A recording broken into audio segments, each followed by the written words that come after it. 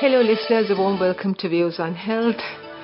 A great pleasure to have with us on the program tonight Dr. Navodha Atapattu, consultant pediatric endocrinologist at the Lady Ridgeway Hospital in Colombo. No stranger to our series of programs. Welcome, Doctor, back to SLBC. And for the information of our listeners, the focus tonight is on type 2 diabetes in children. Over to you, Doctor. Thank you, Fatima. I think a couple of weeks ago we discussed type 1 diabetes in children, and today's discussion would be type 2 diabetes, which is a preventable form of diabetes in children. Here, the most important factor that we have to remember is type 2 diabetes is preventable. Type 1 diabetes, which is insulin-dependent diabetes, we used to call, is not preventable. So let's talk about how type 2 diabetes could be preventable in children. Mainly in type 2 diabetes, there is this associated obesity in children. When the children become obese, when they get a lot of weight over the period of time, their body become resistant to insulin. The body can produce insulin, but body is resistant to available insulin, and after some time they become diabetic, where the insulin cannot maintain the blood sugar in the normal range. So that is why we call it type 2 diabetes. Also we used to call non-insulin dependent diabetes in the past, meaning their insulin levels are rather high, and the body is resistant. We can see that even before they develop diabetes, this insulin resistance can be seen. If you can remember the children who are overweight or obese, and you can see this dark pigmented area at the back of the neck. We usually call it acanthosis nigricans in medical terms. This dark pigmentation of the neck tells us that this child is having insulin resistance. If they don't control the weight, if they don't follow healthy dietary practices and exercise, the risk of getting diabetes is high. So, most important thing that we have to follow to prevent type 2 diabetes is the healthy lifestyle, which we can always follow. Thank you, Doctor. I know you keep emphasizing on all your programs about following a proper diet and making the correct choices. When you speak of the dark patch in children, is it something that comes over a period of time, or would it be suddenly would notice it's there? I mean, the parents or somebody might notice it's there. Then does the skin become coarse, or is it normal skin? Could you just explain? Yes, the skin is a bit thickened and it is pigmented. It's not dirt, it's just pigmented skin. It happens over a period of time. You won't see it overnight. Initially little dark brown, then people think it is dirt, then they start rubbing it, and then over a period of time the thickening and the pigmentation increases. And also this pigmentation sometimes you can see on knuckles as well as at the elbows and knees. This rough skin which is pigmented, dark. So that is what we call acanthosis nigricans in medical terms. So with treatment, when you treat the condition, will this go away eventually? Exactly. The best sign of response to diet and exercise is the disappearance of this pigmentation. Sometimes when it is very severe, even the face will be a bit darker compared to the siblings or the parents. The dark complexion also will go away when they lose weight. Interesting, Doctor, because this is something we have not heard of. Just by the way, is this also the same way adults are concerned? Yes, it is same for the adults. Obesity and type 2 diabetes go hand in hand. Even in adults, we can see this acanthosis and the patch. There are some patients who are not obese and having type 2 diabetes. They are a minority, but majority would be obese and having this skin patch. So how do you proceed from there?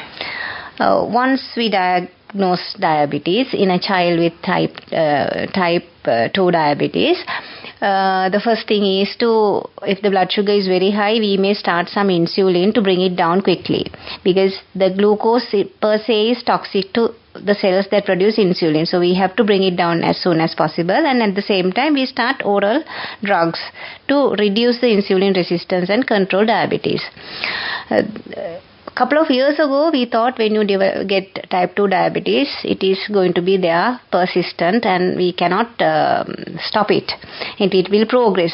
Now, according to the newer understanding, that diabetes can be completely cured. This type 2 diabetes can be completely cured if you treat the condition within the first few months of development. You can reverse diabetes. We call it reversal of diabetes by following a very strict diet and exercise regime, as well as some medications. After some time, we can even stop medicine, and we call it diabetes reversal. So it is possible with type 2 diabetes, but not with type 1. Type 2 diabetes can be reversed if you control it during the first few months of life. Now, when you take children, sometimes it might be a little difficult to put them into this regime to discipline them to not to eat certain things that they like to eat as kids. Everything is in moderation. So if you are taking sweets, we are not advising them to take sweets every day, but once in a while, yes, like any other child, they can enjoy sweet food and also other unhealthy sort of food, but it should not be a regular thing. Once in a while, yes, but at the same time they should make sure that most of the time they should follow a healthy diet, but once in a while, yes, unhealthy diet is also there to enjoy. And the most important thing is the physical activity. In addition to diet, they have to be physically active at least 60 minutes per day for 5 days of week. Not all 7 days, at least 1 hour for 5 days, which is doable. I would say it is doable. Either cycling, swimming, or they can walk to school, or they can walk back from school to home.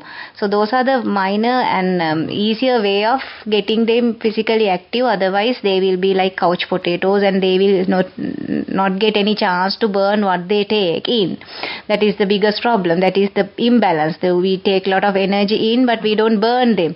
That is why those get deposited as fat within the tummy, and that is why the tummy is huge, and that itself tells us that the person is resistant to insulin. So it is the abdominal fat which makes you become insulin resistant.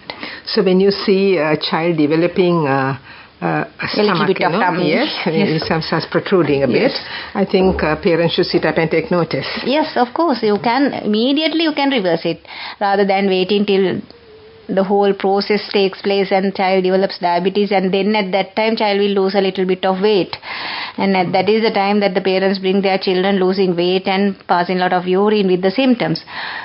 Much before that, years before that, they can prevent their children getting diabetes by sticking to a healthy diet.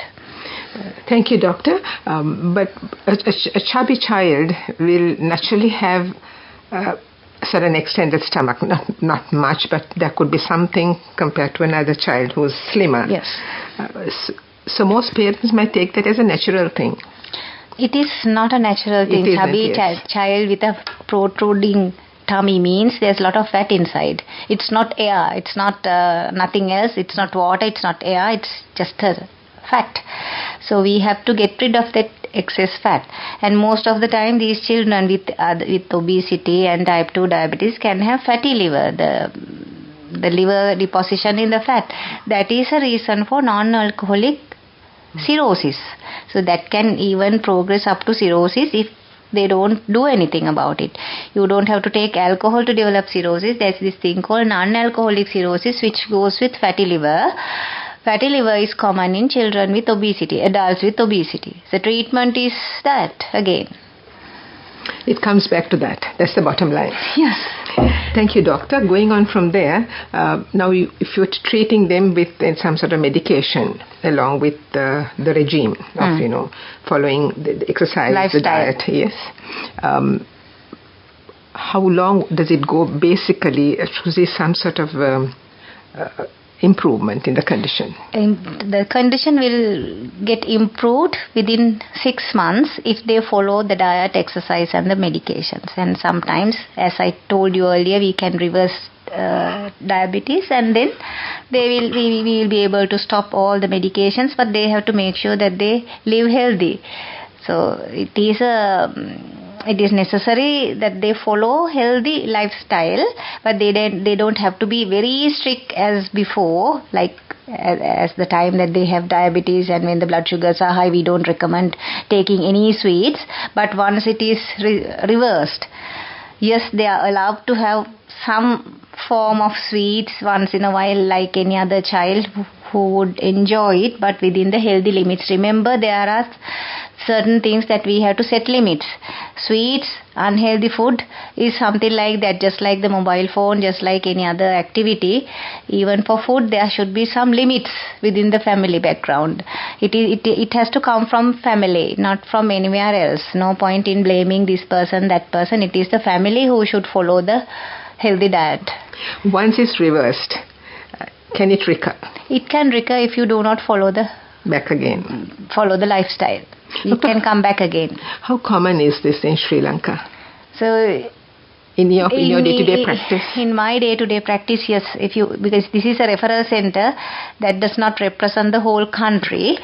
Having said that, I would at least register 100 patients per year, new patients with diabetes. Out of them, at least 20 to 25% would have type 2 diabetes, if I give in numbers. But unfortunately, we don't have the country-specific data because our health system is not geared to capture data across the country. I think it is happening, which is a good thing. So we are not in a position to give exact numbers, but if I consider my clinic, 20% of my children, the children who I register with diabetes, will have type 2 diabetes. Age group? Age group ranging from 10 to 15, 16 years. It is commonly seen during the pubertal period, because insulin resistance anyway naturally high during that period, and when a person who is already insulin resistant become more resistant during the puberty period, that is the time they manifest all the symptoms. Girls and boys? Girls and boys. There is no sex difference. Both are affected. Both are affected, and also we have to remember, if there's a family history, strong family history, say mother had diabetes during pregnancy, such a baby is having higher risk of getting diabetes. If both parents are having diabetes, the risk of child having diabetes is also high. We call it diabetogenic environment. Not only the genetics, not only the birth weight, the other environment factors also play a part in developing diabetes, because they are anyway from an unhealthy environment, unhealthy food environment. They have the genetics as well, and then they have high risk of having diabetes. When both parents are having diabetes, the risk is high. When mother had diabetes, the child has higher risk of diabetes. And also there are some children who are born very small for the gestational age, low birth weight children. What our society does is to feed this child to bring him to a very higher weight standard within couple of years. So when you start overfeeding, that type of a child also will have high risk of diabetes. We call it Barker's hypothesis. Now the child has got exposed to a low calorie environment. When you artificially give high amount of calorie to such a person, that type of a person will have high risk of diabetes. So if you are born small, let the child be in that same region of the weight, rather than pushing him or her towards a higher standard of weight to see a chubby child, but it's going to be dangerous in the long run. Obviously, doctor, the pediatrician will advise the parents. Of course, pediatricians do advise not to overfeed. It's up to them to take that advice, yes, in the correct spirit. Yes. Because I think the tendency from a lay perspective, my child is so small, I need to make him or her bigger, like you said. Yes. So in that process, artificially, if you try to make somebody bigger, make a mistake there. It's a mistake. Mm-hmm. Now we are discussing this all over every day. During our day-to-day practice, we explain these things to parents as well as other healthcare workers. Sometimes there is this miscommunication where the health worker asks the parents to feed the child, and we ask them not to feed the child, overfeed. And sometimes there are these discrepancies in the health system also, the way we express ourselves. So we try our best to correct all those miscommunications so that everybody will follow the same guideline. Now, if you are born small, let the child to be small. That is the bottom line. We don't want the child to be artificially pushed towards a unhealthy region in the weight standards. But provided that child is healthy as he or she should be within that framework. Yes. If the child is healthy and if the child is gaining weight but not excessive, not too low, then let the child be. If the child is, of course, if the child is deviating from wherever the child should be, then the child should be referred to a pediatrician to find out why this child is losing weight. But don't refer a child for bringing the child to a bigger range in the height charts, as long as if they are following the same standards of the weight as the birth weight. Would it be correct to assume that if type 2 is not addressed properly, type 2 diabetes is not addressed properly, it will lead to type 1? No. Type 2 won't lead to type 1. Type 1 and type 2 are completely different things. Type 1 is this autoimmune. From the body you produce some antibodies or chemicals which destroy the beta cells, that is the insulin producing cells. That is type 1. Type 2 is body can produce insulin, but body is resistant to whatever you produce. And after some time, you become insulin dependent because the cells that have been producing insulin are now tired, I would say. So they won't be able to produce any more insulin. It's not type 1 because those cells are wasted now. Then the person will need insulin after some time if they do not control the type 2 diabetes properly. That is not type 1, but they might need insulin. But obviously this is explained very clearly to the parents and the patient. If the child is big enough to comprehend to an extent. Of course. And it's up to them to follow that. Most of the children know if they become obese, they become diabetic. That is already explained and it's discussed at the school level. And it's there on papers. It's there. It's everywhere in our community. Knowing that also, if our people cannot stick to a healthy diet, I don't know what's wrong with all of us.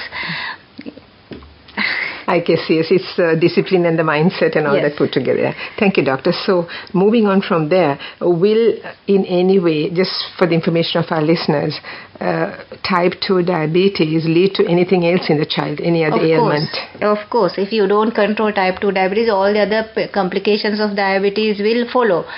Problems in the eye, nervous system, kidney, all those complications of diabetes will follow if it is not under control. So that is why it's not only high blood sugar, it is going hand in hand with other complications like heart attacks, strokes, even small children. That is, as adults, they have higher risk of having heart attacks at a younger age. Say a child develops diabetes around 12-13 years of age, and if the diabetes is not under control, such a person will have high risk of having a heart attack around 20-25 years of age, still young. Of course, he or she is not anymore a child, but a young adult. So that is the danger of this condition. It's a childhood disease which gives the long-term complications as an adult, young adult. So we have to make sure that our pediatric population is healthy so that we have a healthy generation, healthy adults, healthy nation, so that they can help us in the progress of our economy. Otherwise, they will be a burden for our health system because they are going to be sick people who need help. So I know it's going to impact very negatively in the long term. Okay, Doctor, time is catching up with us. So is there anything else you would like to add to what you've already said? I want to stress again that this is preventable. It's up to us to see whether you are going to have a child with type 2 diabetes early or whether you want to bring up a healthy child. It's up to us to decide and follow. Just one question. What should parents look for, if you can reiterate, in their child or children, apart from them being obese, of course? Anything else they should look for to seek prompt medical attention? If they come out with symptoms of diabetes, like adults, they will have loss of weight, loss of appetite, and then they will start passing a lot of urine, and sometimes type 2 diabetes will be for a while asymptomatic. So if there are any signs of weight loss, I would say, or passing urine at night, they will have to check for blood sugar level. Other than that, they have to make sure that the child is on a healthy diet and having adequate amount of physical activity. Thank you, Doctor. And on that note, we end this interesting discussion on type 2 diabetes in children. To you, Dr. Navodha Atapattu, consultant pediatric endocrinologist, a grateful thanks for being with us on the program and sharing your expert knowledge on this very important topic related to our children. Thank you, Doctor. Thank you. Thank you, too, to Prabhat Lakshita for technical assistance. I'm Fatima Razikada saying good night and looking forward to your company next Monday, same time on Views on Health.